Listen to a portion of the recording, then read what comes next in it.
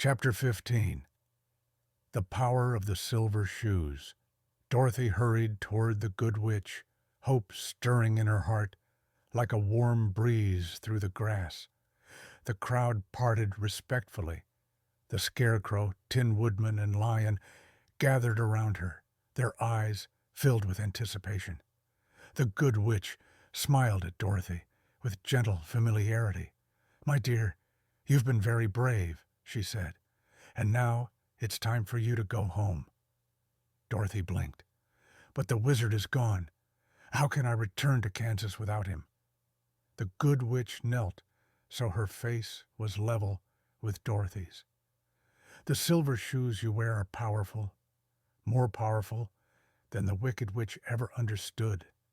They have the magic to carry you wherever you wish to go." Dorothy stared down at the gleaming shoes, astonished. "All this time, I had the power?" The witch nodded. "But you had to discover your own strength first. You needed to make the journey, to find courage, friendship, and faith in yourself." Dorothy's eyes filled with tears, not of sorrow, but of gratitude. She hugged Toto close. "So all I have to do is wish?" "Not just wish," the witch said kindly. "You must tap your heels together 3 times and say, 'Take me home to Kansas.' The shoes will do the rest." Dorothy's heart raced. She looked at her friends, unable to imagine leaving them behind. "I'll miss you all so much," she whispered. The Scarecrow stepped forward first. "I will miss you terribly," he said, his new brain making his voice sound thoughtful and wise. "But I'll remember everything you taught me. You showed me that thinking comes from the heart as much as the head." Dorothy hugged him tightly. "You've always been smart," she said. "The wizard just helped you see it." Next came the Tin Woodman. His eyes shone like wet silver. "Goodbye, Dorothy," he said in a trembling voice.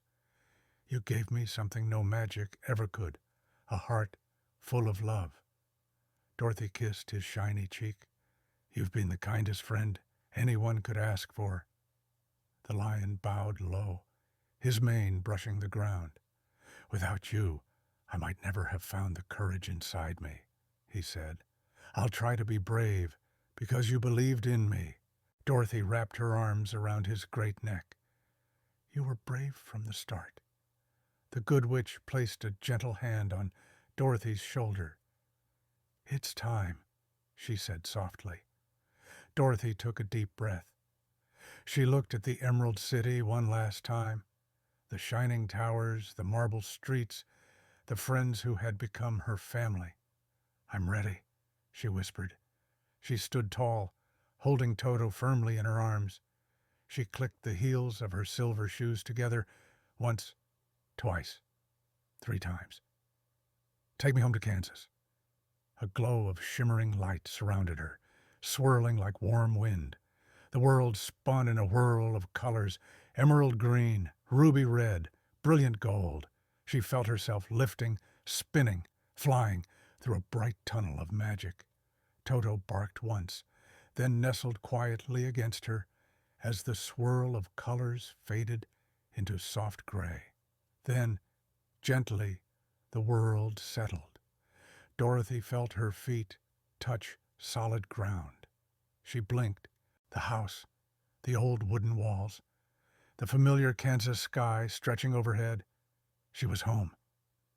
"Toto," she whispered, "we made it." The door swung open, and Aunt Em rushed out, tears streaming down her face. "Dorothy, my darling girl, where have you been? We were so worried." Dorothy ran into her arms. Uncle Henry followed, breathless but relieved. "Oh, Aunt Em," Dorothy said, hugging her tightly. "I've been to a wonderful place, but I'm so glad to be home." The Kansas prairie stretched out before her, still flat, still gray, still ordinary. And yet It had never looked more beautiful. Dorothy smiled up at the sky, her heart full of love and gratitude. There was no place like home.